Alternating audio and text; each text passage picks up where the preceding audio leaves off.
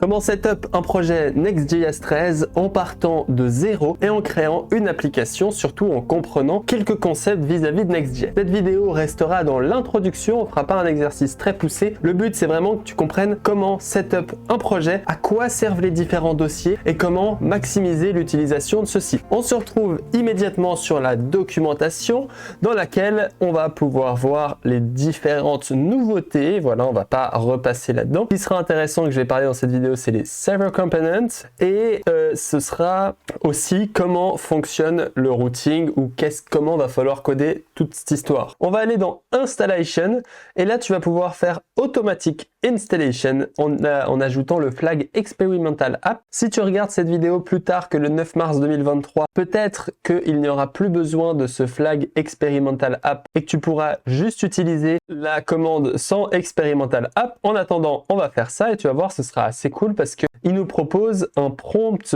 comme ceci où il dit comment tu veux appeler le projet. Nous, on va l'appeler démo Next.js 13 YouTube. Est-ce que tu veux utiliser TypeScript? Moi, je vous conseille de dire oui, mais de toute façon, dans l'exemple qu'on va faire, ce sera super intéressant. Est-ce que vous voulez utiliser ESLint? Évidemment, oui. Est-ce qu'on veut utiliser le source directory? Personnellement, je suis pas très fan. Et l'import alias, vous pouvez laisser comme ça c'est très pratique. Je vais vous montrer à quoi ça sert juste après, une fois que ça a téléchargé. Malheureusement, quand vous utilisez cette commande, vu que vous utilisez npx, en fait ça va utiliser npm. Si vous voulez utiliser pnpm, vous pouvez utiliser pnpx et ça va vous lancer votre projet avec pnpm. Le problème c'est que là du coup c'est très lent et vous allez voir ici, je vais aller dans le dossier, je vais supprimer les node modules, je vais supprimer le package log.json et je vais faire un pinstall et vous allez voir la rapidité. Sur toutes les librairies, on en a réutilisé 255 qui étaient déjà sur mon disque. Encore une fois, utiliser PNPM sans aucun doute, c'est la meilleure solution. Ensuite, on va faire code point pour ouvrir Visual Studio Code avec notre projet. Et moi, je vais le mettre juste ici pour voir un peu qu'est-ce qu'il y a dans ce dossier. On va pouvoir ouvrir le terminal comme ceci et lancer pdev ou pnpm run dev, suivant ce que vous utilisez. Moi, j'utilise pnpm, encore une fois, pour être un peu plus performant. Et ici, moi, je vais ouvrir un nouvel onglet qu'on va mettre juste ici. Maintenant, on va pouvoir prendre l'URL et la coller dans notre navigateur et tu vas voir que tu auras la landing page par défaut de Next.js. Il faut savoir que quand tu installes Next.js, tu as des trucs intéressants qui viennent, notamment grâce à la nouvelle configuration. Mais on va juste regarder les différents dossiers. Alors, le premier dossier, Next, ici, c'est un dossier que tu n'auras jamais besoin de toucher. C'est interne à Next, c'est l'application buildée, entre guillemets. VS Code Settings, ici, je pense que c'est de ma faute, parce que j'utilise PNPM, exactement.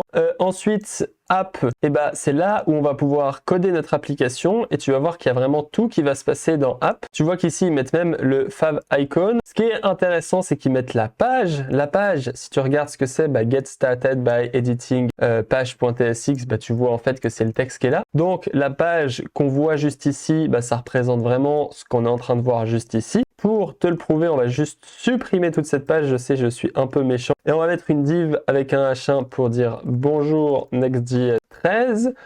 Comme ça, on voit bien que ça marche bien. On aura le page.module.css. Comme tu le vois, par défaut, Next.js 13 vient avec les CSS modules. Par exemple, ici, je pourrais mettre .title. Dans ce .title, je vais pouvoir mettre font size 14 px, font family. Ici, on va mettre les font family par défaut, comme ceci.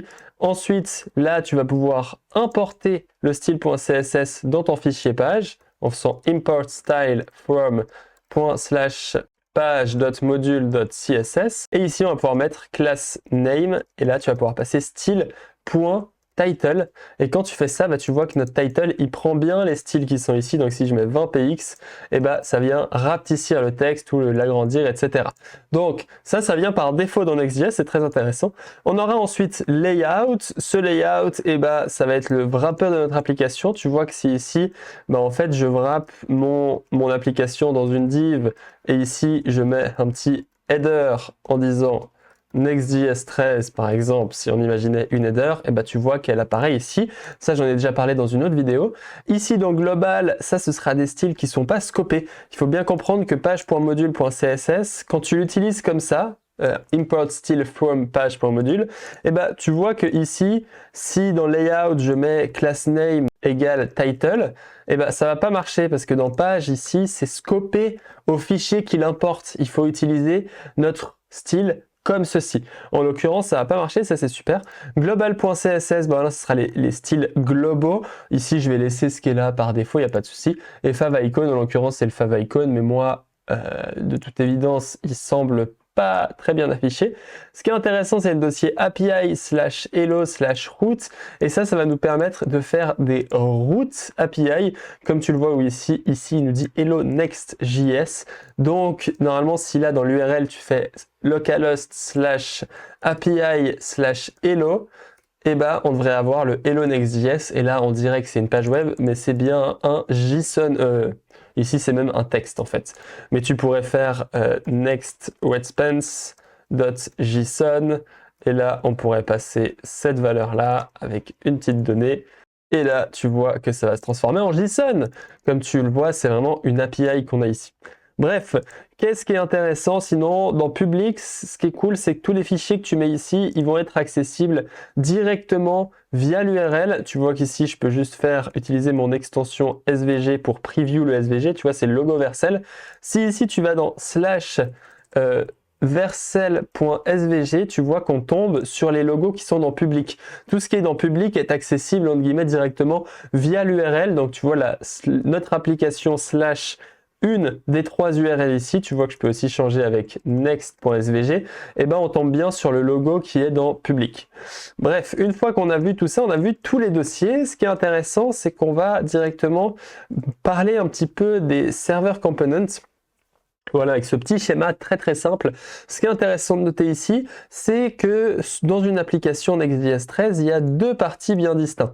Ici, je t'ai mis, il y a l'utilisateur et il y a le serveur qui sera là-haut. L'utilisateur, eh ben, c'est ton ordinateur personnel, ou c'est l'ordinateur que je suis en train d'utiliser ici, et le serveur, ça va être le serveur distant qui va donner notre page web et qui va donner les différentes informations. Il y a des droits différents, il y a des trucs qu'on peut faire différemment entre l'utilisateur et le serveur. Par exemple, l'utilisateur, il va pouvoir fetch des données, ok? Il va pouvoir interagir avec ton navigateur. Quand je dis interagir avec ton navigateur, bah c'est ici, tu peux mettre un bouton qui modifierait la couleur du texte, ou tu pourrais copier un texte dans le clipboard, etc. On pourrait avoir des events, ça c'est on-change, on-click, etc.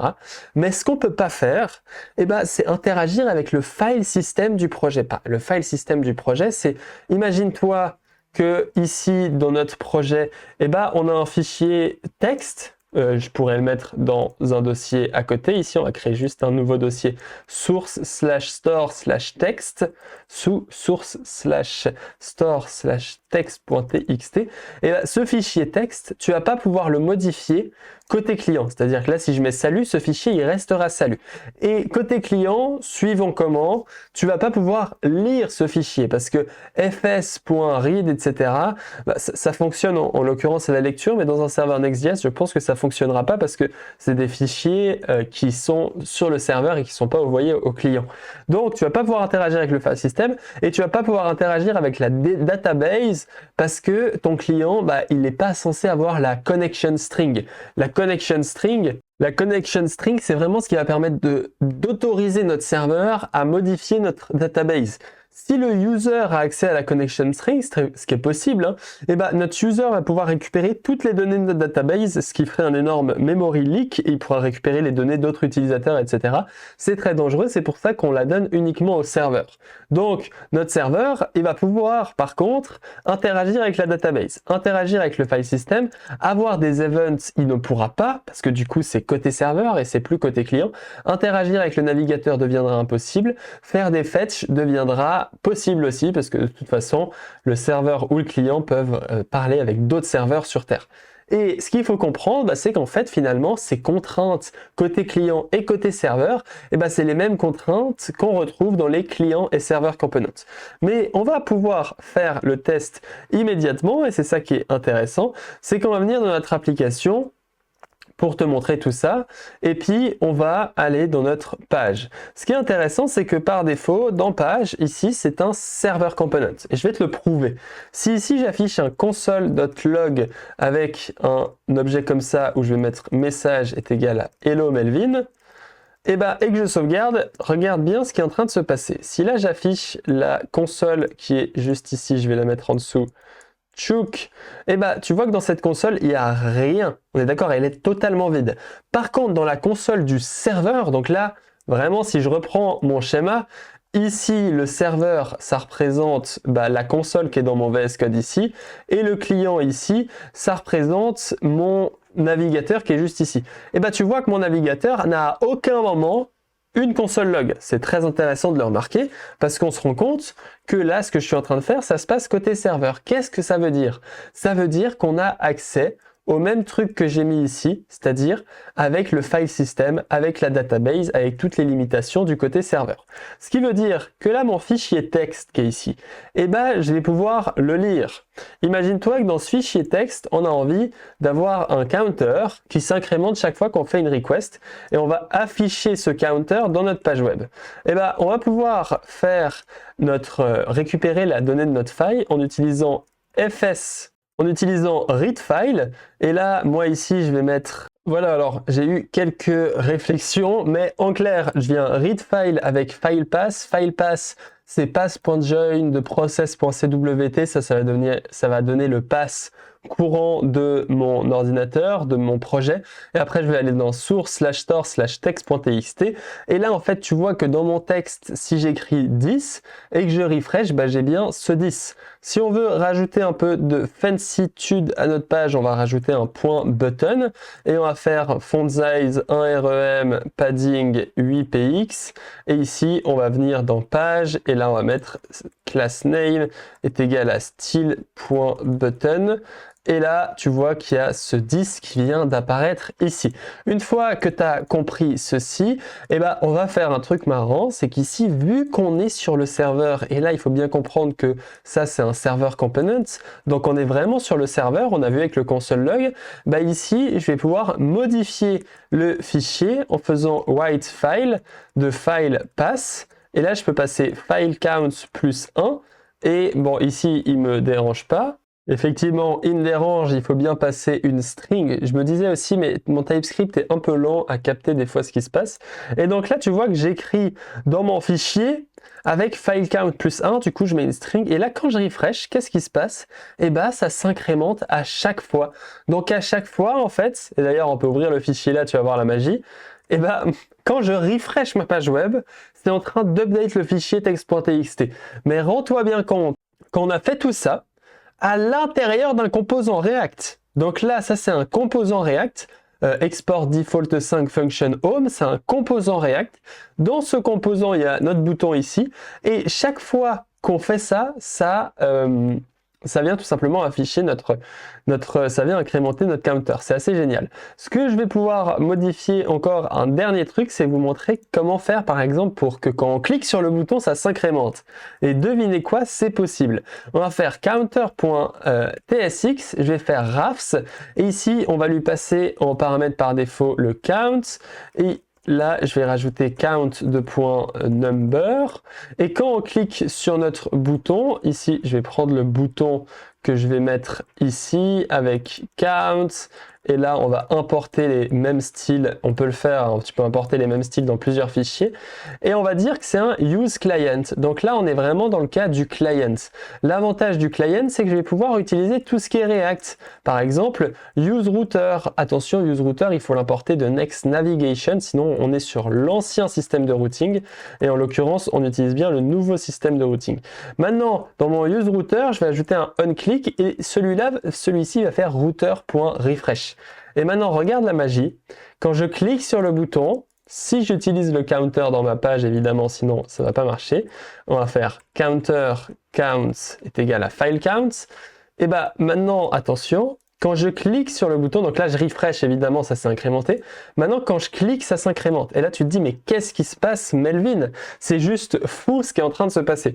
Et là, je suis d'accord avec toi. Si j'ajoute un console log ici avec écrit count, file count, pardon, et qu'on refresh, tu vas voir que chaque fois que je clique, en fait, ça s'incrémente. Parce que chaque fois que je clique, ce qui est en train de se passer dans le network, c'est juste incroyable. Chaque fois que je clique, attention, il est tout petit ce network. Chaque fois que je clique, en fait, je viens fetch un nouveau fichier. Et je vais pouvoir te le montrer. Un nouveau serveur component, un serveur component frais. Et ici, il y a un endroit où on pourra chercher 35. Et tu vois qu'ici, je passe en props count de 35, donc je viens incrémenter la props de mon counter. Il faut savoir que si on regarde, mon counter aussi, il va avoir évidemment un console log parce qu'il change de props. Si je fais console.log de count, et ben tu vas voir que lui, j'ai mis $1. Ouais. Tu vas voir que lui, il se console log bien dans mon navigateur. Il se console log aussi dans le serveur parce que les client components sont quand même hydratés, ils sont quand même rendus côté serveur, mais tu vois que chaque fois que je clique, ça s'update bien. Qu'est-ce qui se passe ici? Eh ben, c'est que quand on vient récupérer la donnée avec notre ordinateur, du coup ça c'est le client, on vient sur le serveur et lui il va générer notre fichier HTML. Pendant la génération du fichier HTML, tu l'as vu ici, j'ai mis une petite flèche, on va la mettre comme ça, et ben il vient incrémenter notre counter de 1. Donc on a un fichier HTML avec 25, et qu'est-ce qui se passe? Nous on reçoit le fichier HTML, on l'affiche, on affiche counter 25, puis lorsqu'on clique sur le bouton on appelle router.refresh, lui il va refaire le processus, donc notre serveur il va vouloir régénérer le fichier HTML, il va régénérer le fichier HTML, et il va faire count plus 1. Ce qui va faire incrémenter notre counter sans même avoir de useState. C'est assez dingue ce qui se passe ici. Voilà un petit peu pour ce composant Next.js 13. Si tu as envie d'aller plus loin avec ce composant, tu peux aller juste ici ou dans la description retrouver mes cours gratuits sur ma plateforme. Je te fais une micro démonstration. Par exemple ici, il y a différents exercices. Il y a l'exercice Next.js Server Components.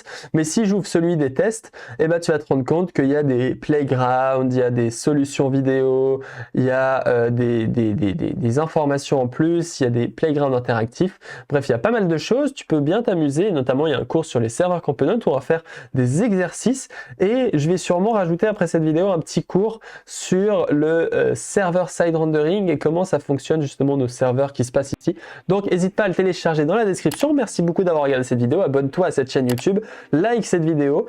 Et commente, en fait j'adore les commentaires et vous n'êtes pas assez à commenter, malgré qu'il y a beaucoup de likes en fait, des fois j'ai 100 likes, 4 commentaires, je trouve ça un peu dommage, alors que les commentaires c'est le meilleur moyen de me soutenir parce que ça me motive de manière un peu plus directe et plus frontale. Merci beaucoup de m'avoir écouté, on se retrouve pour une prochaine vidéo, à tout de suite. Ah, et si tu veux masteriser Next.js un peu plus puissamment, tu peux retrouver ma vidéo Next.js 13 juste ici qui dure 1 heure, elle est assez sympatoche.